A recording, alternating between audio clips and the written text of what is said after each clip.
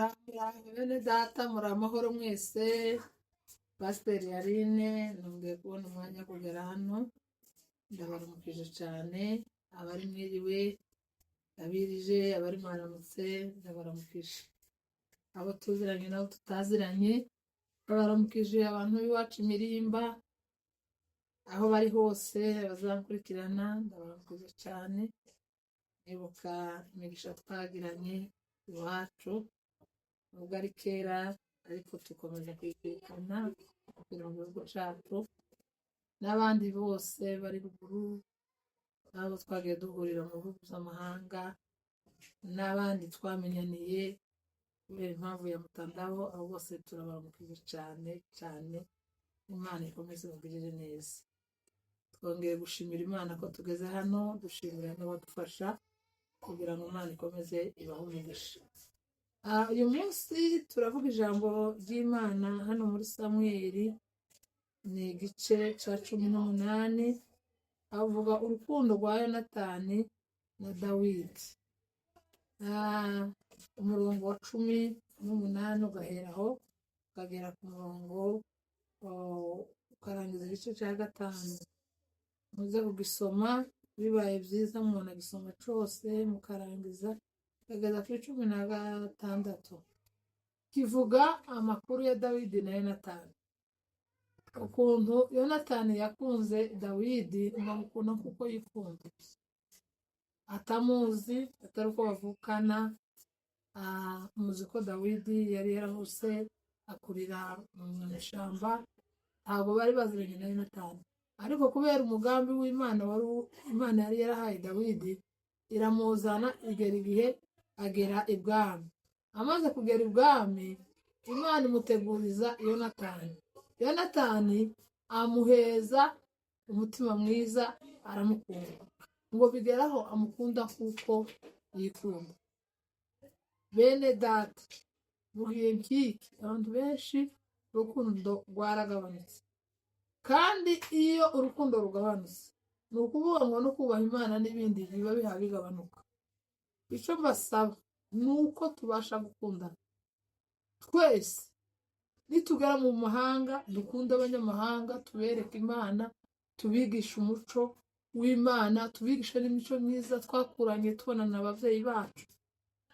Ubwacu, ubwoko bwacu dukundane. Umuryango, umugabo n'umugore niho hahera abantu.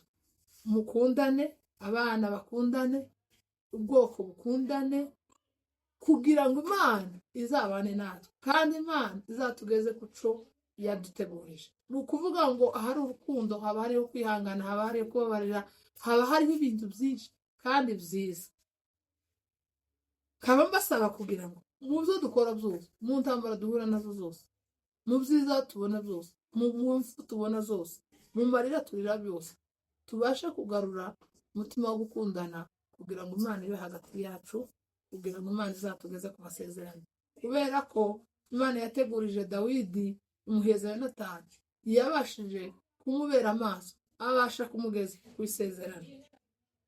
Imana iramutegurira. Dawidi yakoze neza, murabizi. Dawidi yeze imbuto, yumviye Imana, yashima Imana iriya atari kumwe n'abantu, arayiramya, arayihimbaza. Imana iramuzamura imugeza ibwami, imuheza Yonatani. Yonatani bahana igihango cy'urukundo kugeza igihe Yonatani yari yarapfuye. Dawidi yishura umwana we Mefibosheti kubera impamvu y'urukundo.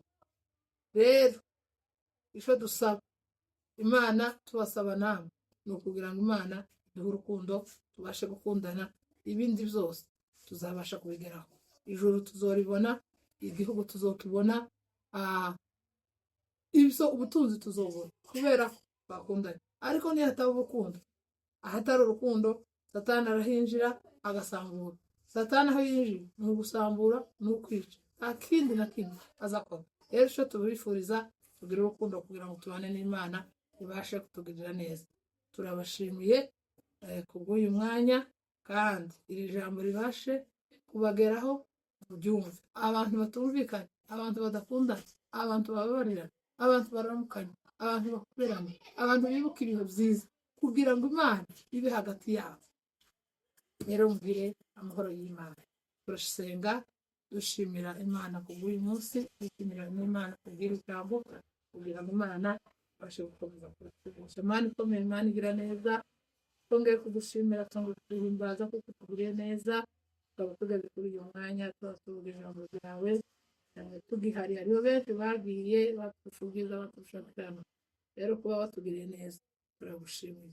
Rero Mana, iri jambo uhereye kuri twe riduhindura, ukagera kubaha baryumva bose, igira icyo rikora kugira ngo isi ya none ibashe kugira amahoro, kuko aho uri haba hari urukundo, haba hari kwihangana n'ibindi nk'ibyo. Rero Mana, komeza ubane natwe, komeza uduheze umwanya wo kubasha kuvuga ijambo ryawe no kugena mu byo wifuza, no kubasha kuducura ukadukoresha, ukabasha kutugirira neza. Bisaba tubyizeye kandi tubyiringiye mu izina rya Yesu, amen.